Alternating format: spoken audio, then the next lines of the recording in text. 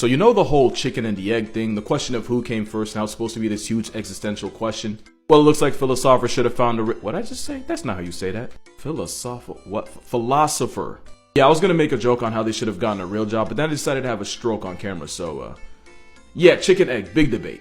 Well, it shouldn't be, right? Because we domesticated chickens, what, thousands, maybe 10,000 years ago? While eggs have been around for millions. That's just too easy. So what if we ask what came first, the chicken egg or the chicken?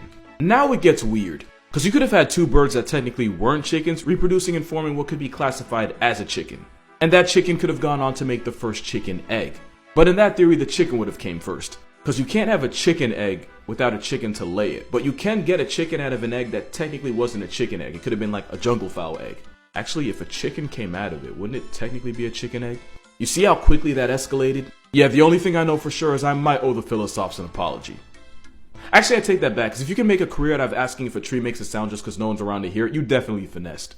Actually, yeah, you did finesse, and I kind of respect that. Everything I ate in business class to Korea. This is the menu. Lunch is first, seared tuna with salmon roe. I ordered a French red wine, which I quite enjoyed, followed up by a salad for appetizer. Then I chose bibimbap for my main course. This was so delicious. Amazed that the food on a plane could be this good. Dessert was cheese fruit cake and ice cream. I was feeling fancy, so I decided to combine some ice cream and coffee to make an affogato. Turned out so delicious. At any time during the flight, you can order from the refreshment menu, which offers ramen, roast beef sandwich, cookies, chips, and chestnut. I figured that for the ramen, they would just hand me an instant noodle cup, but they actually made a super fancy noodle dish with side dishes. The roast beef sandwich was surprisingly amazing, so I ordered it twice. Alcohol is unlimited. There's beer, wine, cocktails, spirits, and liquor. Dinner was salad, assorted bread, fettuccine pasta, and fruit for dessert. Finally chugged my fourth coffee before landing to try and beat the jet lag. Would you buy this $8,000 ticket to eat all this food? In Spanish, you call these nopales, and they're very common in Mexican cuisine. For some, it's an acquired taste, but for my family, they hold a special place. Hoy Local's More Than Tacos campaign is shining light to all Hispanic foods during Hispanic Heritage Month. To my family, nopales have a special place in our heart because of my grandpa. My abuelito loved nopales. Some of my most cherished memories of him are being in my dad's house with my grandpa, us going to the backyard, cutting nopales, cleaning them, him getting mad at me because I wasn't doing it right, and then cooking them. We would add them to our scrambled eggs. He loved huevos con nopales. Simple and so delicious. Me, I really like corn. What do you like about corn? It's corn! A big corn Vietnam. It has the juice. I can't imagine a more beautiful thing. It's corn! I can tell you all about it. I mean, look at this thing. So next why does it out of anything?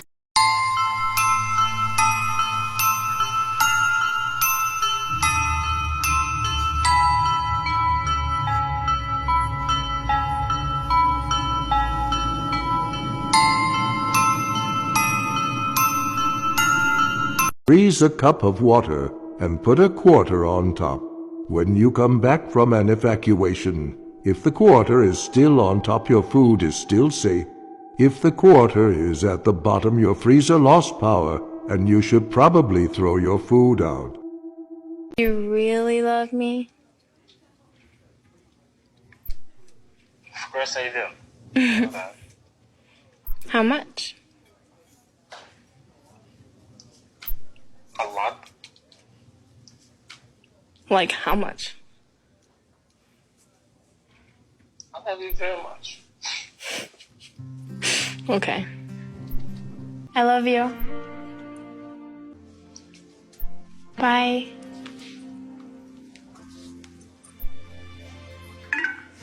Nothing's creepier than when Mike uses his deep voice. One thing in life you must understand. So as you all likely know by now, Hurricane Ian is quickly approaching the west coast of Florida and is looking to make landfall as a major hurricane, which means it will be above a Category 3.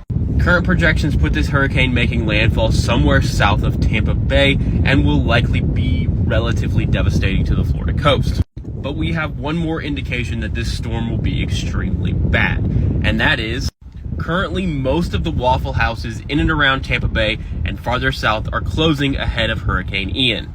If you were unaware, there is a thing in disaster response called the Waffle House Index, where if Waffle House is closed, shit has hit the fan.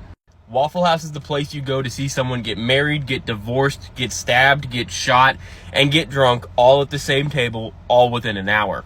Basically, Waffle House survives everything. If a storm comes through that closes the Waffle House, well, then you're in for a bad time.